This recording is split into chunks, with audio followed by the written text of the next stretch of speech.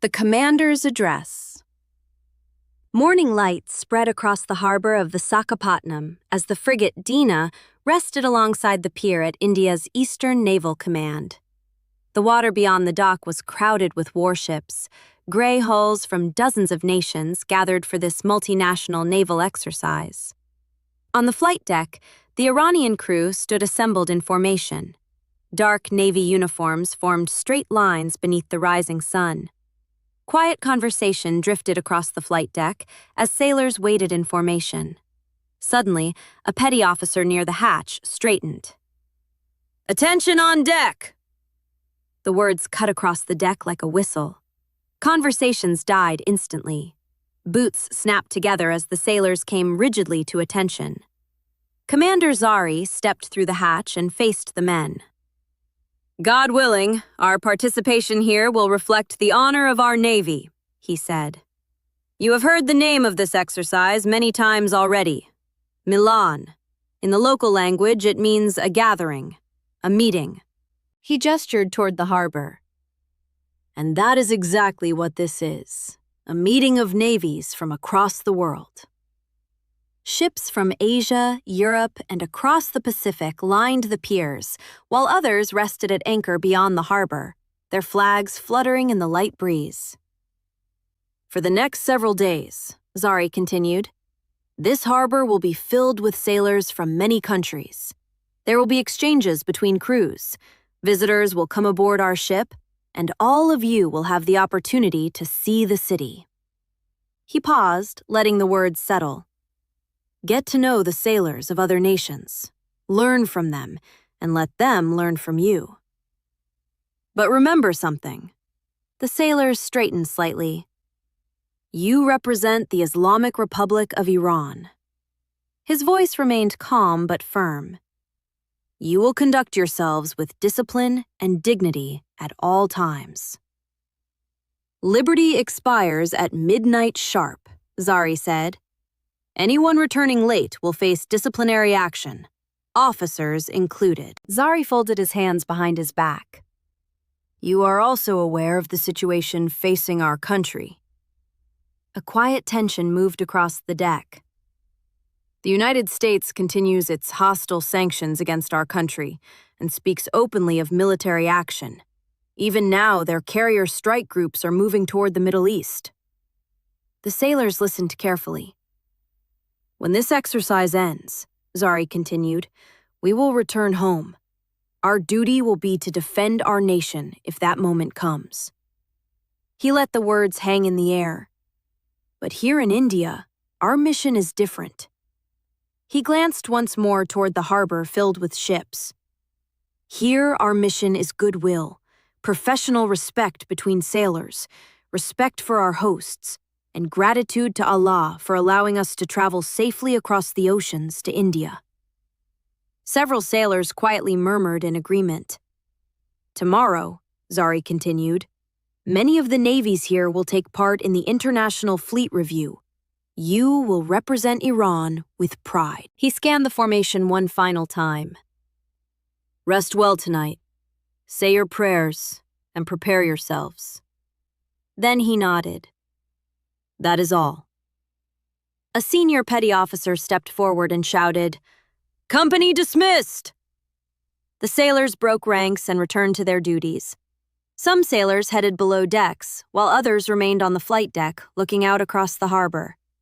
Lieutenant Ali Rahmani leaned against the railing and studied the scene. Warships filled the water in every direction. Flags he barely recognized flew from their masts. Beside him stood Navban Yar Yekum, Petty Officer First Class, Reza Farhadi, taking in the same view. Reza had sailed into foreign ports before. 3 years earlier, he had stood on this same deck when the ship entered Rio de Janeiro during its long deployment in 2023. Crowds had gathered along the Brazilian waterfront to photograph the Iranian frigate as it passed the harbor entrance. A few other naval vessels had been in port at the time, but nothing like this. The gathering in India was on an entirely different scale. Dozens of navies assembled in one place. By midday, the pier outside the ship was alive with activity. Indian naval personnel escorted groups of visitors along the dock, and several were invited aboard the Dana as part of the exercise's cultural exchange. A pair of Iranian sailors stood near the gangway, acting as informal guides. Beside them, Lieutenant Mehta helped manage the steady flow of visitors moving along the pier. As the assigned liaison officer, he occasionally stepped in to translate or clarify questions from the international guests. "This is Dana, one of our newest frigates," one Iranian sailor explained in careful English. "Built in Iran." He gestured toward the forward deck. "She carries anti-ship missiles, surface-to-air systems, torpedoes, and a vertical launching system." Several of the visitors leaned closer to photograph the equipment. Another sailor pointed toward the main gun mounted forward. 76mm naval gun, made in Iran. Arjun nodded politely as he helped guide the group along the pier, keeping the tour moving. Further down the dock, sailors from several countries gathered in relaxed conversation. Two French sailors approached a pair of Iranian crewmen and held up embroidered patches from their uniforms. "Exchange?" Within minutes, small squares of cloth changed hands. Nearby, several German sailors watched the friendly exchange while leaning against the pier railing. Language barriers hardly mattered. Sailors understood one another easily. The sea had its own language. Late in the afternoon, a few Indian sailors approached members of the Dana's crew. "There will be a celebration tonight at Milan Village," one of them said with an easy smile. "Music, dancing, food, girls. Many sailors are going." Milan Village had been set up by the Indian Navy inside the Eastern Naval Command area in Visakhapatnam. During the exercise, it had become a gathering place where sailors from dozens of navies could meet, eat, and watch concerts along the waterfront. Word had spread quickly through the harbor that the celebration would last well into the night. The Iranian sailors listened with interest. After weeks at sea, the thought of music, lights, and a crowded harbor festival was tempting. A petty officer standing nearby glanced toward Reza. "What do you think?" Reza looked out across the harbor. Warships from many nations lay tied along the piers, while others rested quietly at anchor farther out. "Would be interesting," he admitted. Several others joined the discussion. A few pointed out that many foreign crews would be there. It would be a good opportunity to meet them before the parade through the city the next day.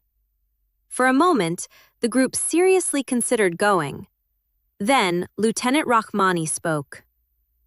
"Tomorrow we have the fleet review."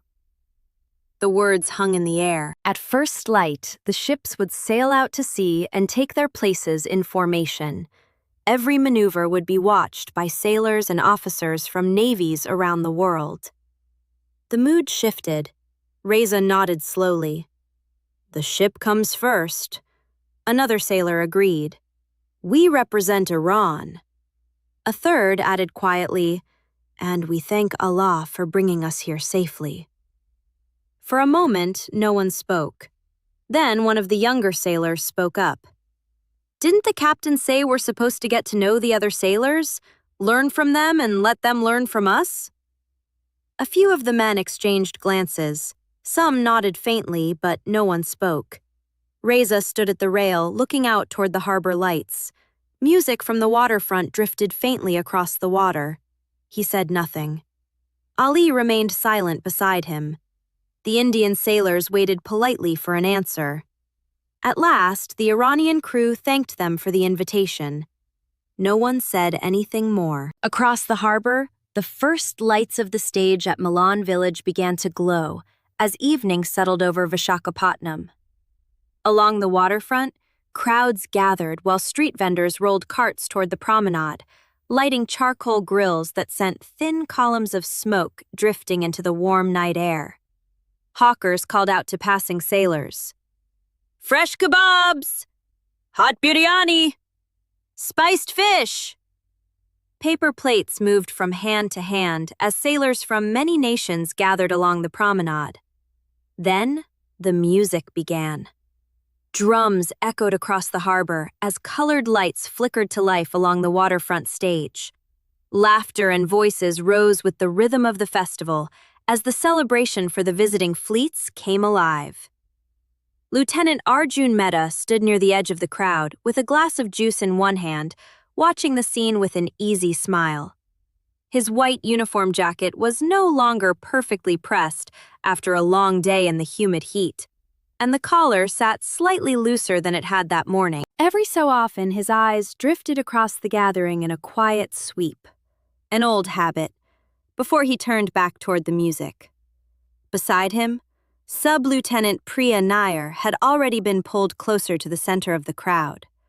Her uniform showed the same signs of the long tropical day, the fabric slightly creased, the sleeves faintly damp from the heat.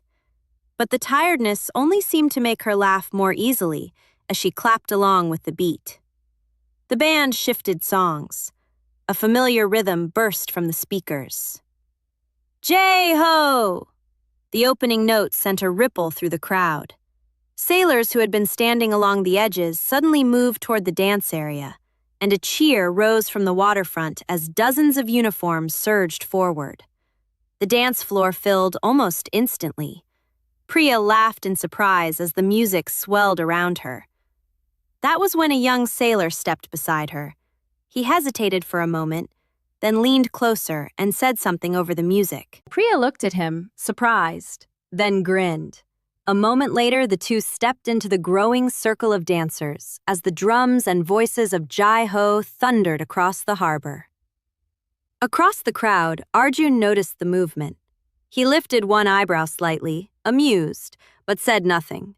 He simply took another sip from his glass and watched the lights flash across the dancing crowd. Under the bright stage lights, uniforms from across the world moved together in the warm Indian night.